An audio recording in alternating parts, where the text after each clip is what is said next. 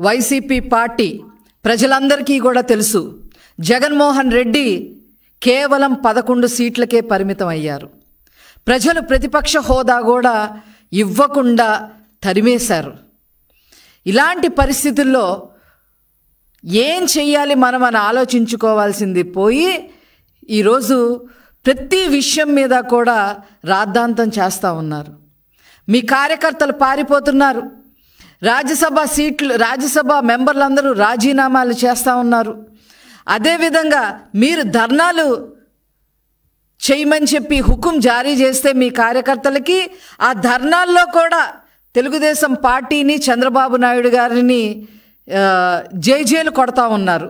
మొన్నే చూసాం, fee reimbursement మీద మీరు ధర్నాలు చేయమంటే విశాఖపట్నంలో వాళ్ళు ధర్నాలు పక్కన పెట్టేసి చంద్రబాబు గారికి, తెలుగుదేశం పార్టీకి జైలు కొట్టిన వీడియో మనం అందరము కూడా చూసాం.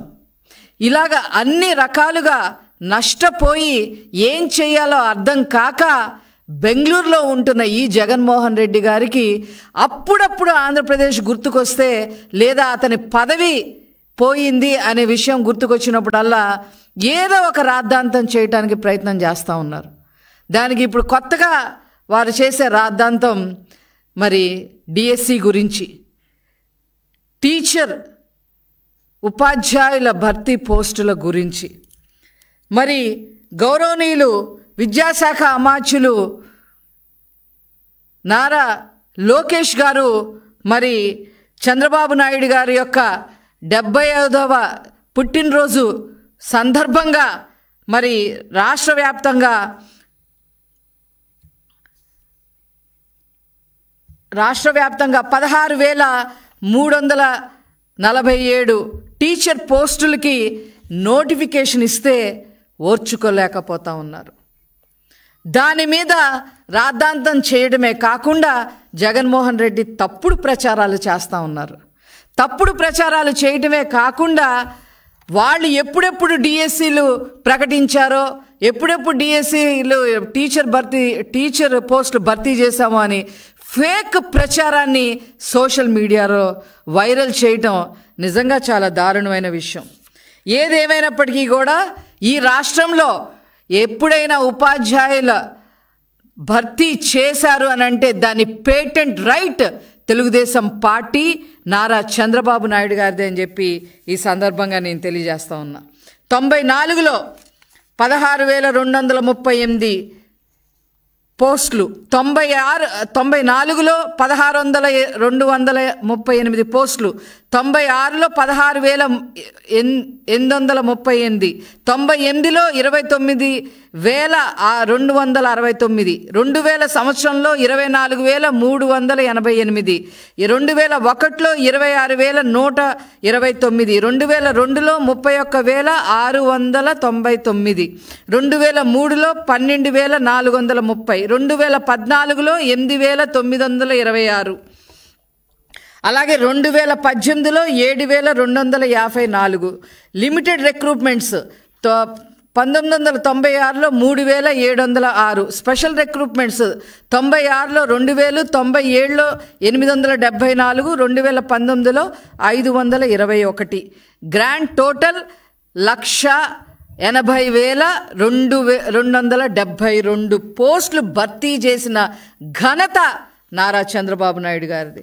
ఇప్పుడు 16,344తో కలిపి ఈనాడు మరి మొత్తం కలిపి 1,96,000 పోస్టులు, ఉపాధ్యాయుల పోస్టులు భర్తీ చేసిన ఏకైక పార్టీ తెలుగుదేశం పార్టీ, ఏకైక నాయకులు నారా చంద్రబాబు నాయుడు గారని చెప్పి ఈ సందర్భంగా మీకు తెలియజేస్తా ఉన్నా. మీరేం చేశారండి మీ హయాంలో? టీచర్లను ఎంత హెరాస్ చేశారు మీరు?